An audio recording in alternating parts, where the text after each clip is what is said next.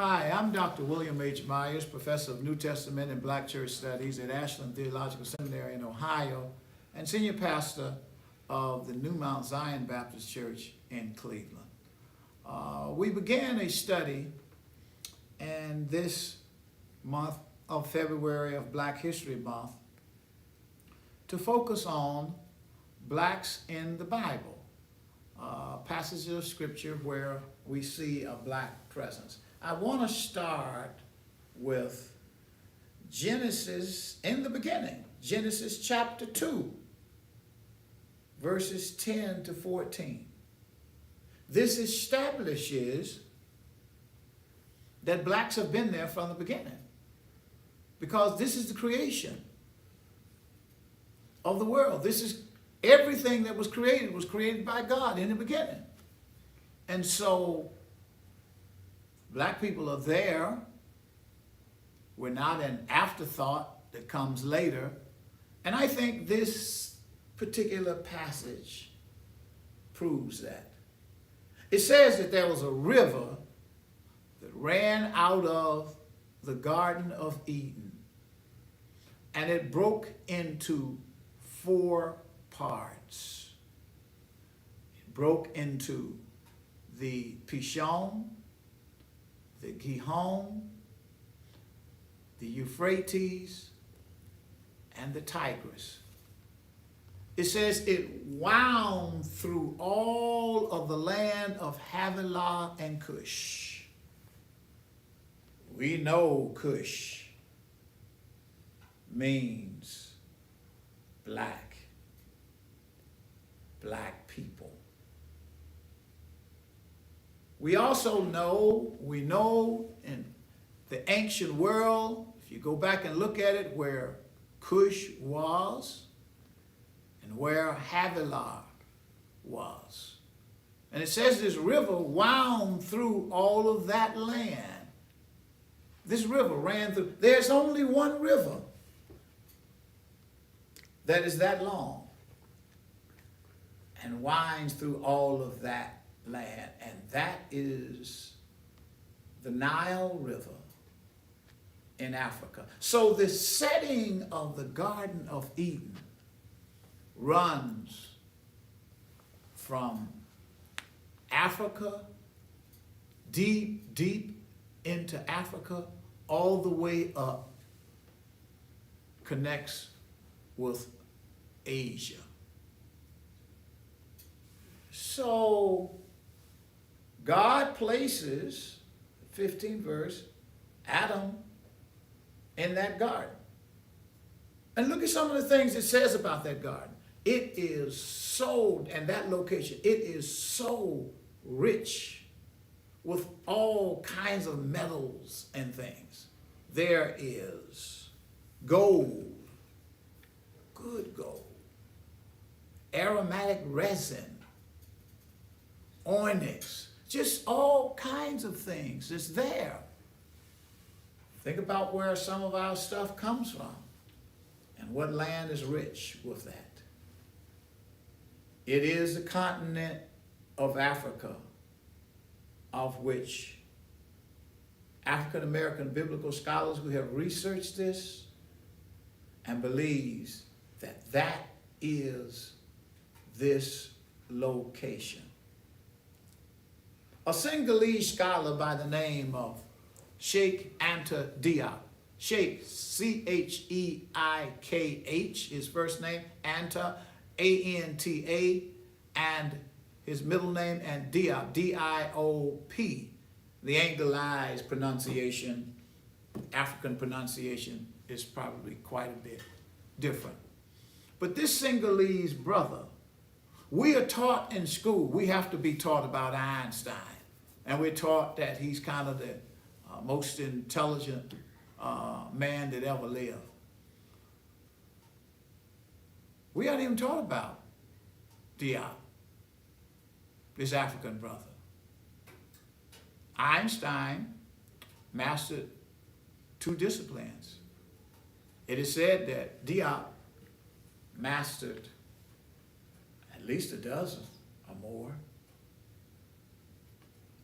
He spoke 40-some languages, all of the African dialects. Yet he was denied his PhD at the Sorbonne in France because of his dissertation argument, his thesis, that the origin of civilization was in Africa. Go read his book, The African Origins of Civilization. So, let us discard the idea that blacks only found out about God and Jesus when the missionaries came. No, blacks were there from the beginning. You know, we're living in a time now. We have a guy that there says projected to run for president, Ron DeSantis, governor of Florida, just stopped African American history from being taught in the schools. Says it's against the law. And it's not true. Why are some white people so afraid of African Americans and African history and the contributions of Africa and the African diaspora, people who are descended from that? What's the problem of not being taught about the history of black people's contribution to the world and to America? Don't want their, they call it woke now, don't want their children, their white children, to be taught this history. Well, history is history, facts are facts, and people can write it and not put everything in it, leave out stuff. Go read Bury My Heart at Wounded Knee and see what the perspective is about the Native Americans of their history that's being left out in so-called American history. But this is also in the Bible, that this nation claims to be a Christian nation. It claims to believe. In fact, they invoke the Bible and Christianity when it suits them. But this is not something black people put in the Bible. It's in this same Bible. We are there. And this study this month will focus on the various places in scriptures and the various ways that we are in scripture, just like any and everybody else. The Garden of Eden is in Africa. That means the origins of civilization is in Africa. That means Adam and Eve,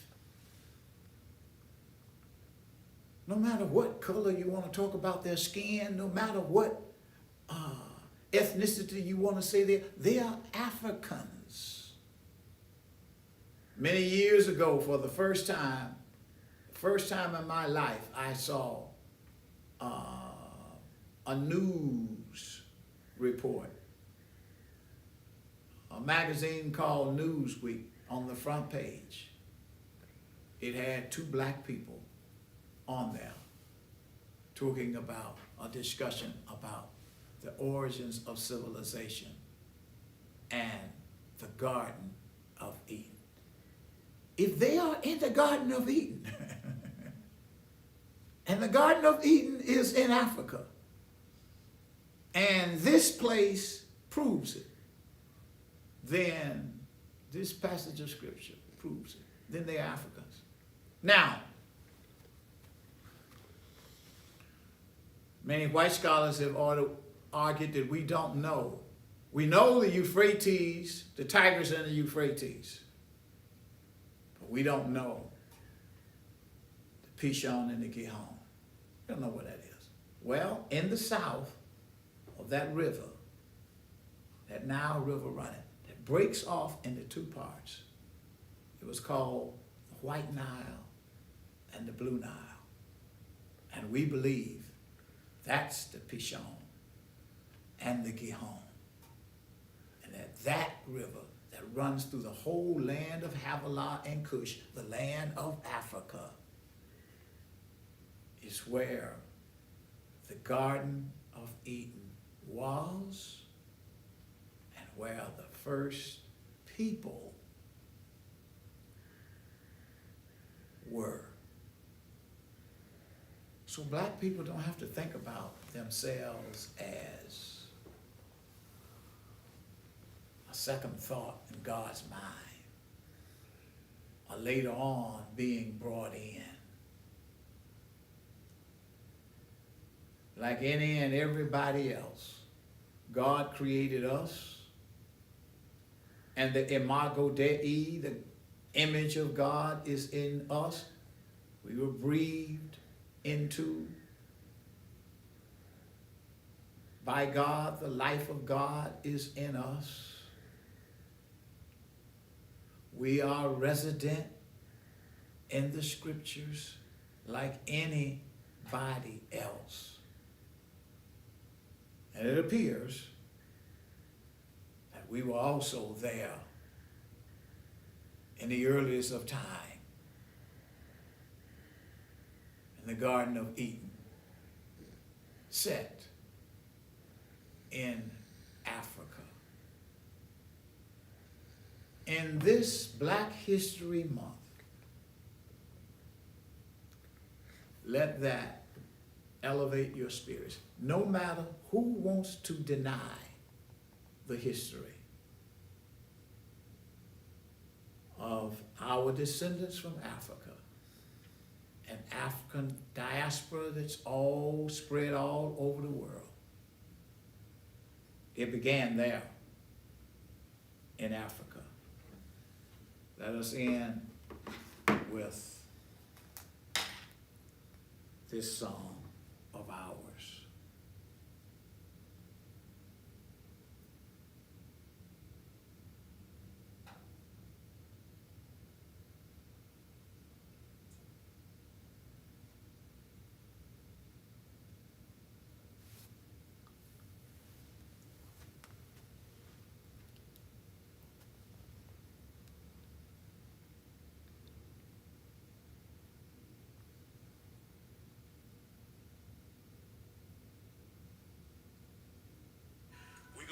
Now for Lift Every Voice and Sing as it's played in the state.